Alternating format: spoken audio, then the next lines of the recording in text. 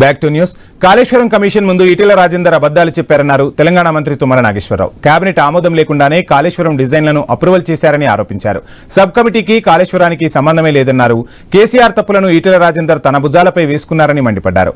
అనవసరంగా తనను ఈ వివాదంలోకి లాగుతున్నారన్నారు తుమ్మల. నాడు సబ్ కమిటీ ఇచ్చిన నివేదిక తన దగ్గర ఉందన్నారు మంత్రి. నాడు పెండింగ్ ప్రాజెక్టులపై మాత్రమే సబ్ కమిటీ నివేదిక ఇచ్చిందన్నారు మంత్రి తుమ్మల నాగేశ్వరరావు.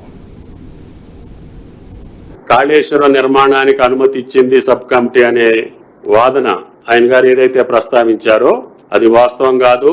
ఆ సబ్ కమిటీలో నేనున్నా కాబట్టి దానికి నన్ను కూడా బాధ్యుని చేయాలనే ఈ కాళేశ్వరానికి లింక్ చేసి చెప్పినట్లుగా నేను భావించాల్సి వస్తుంది. కాబట్టి ఎంపీ గారు చెప్పినటువంటి ప్రధాన అంశాలు రెండు కూడా సబ్ కమిటీకి కాళేశ్వరం నిర్మాణానికి సంబంధం లేదు.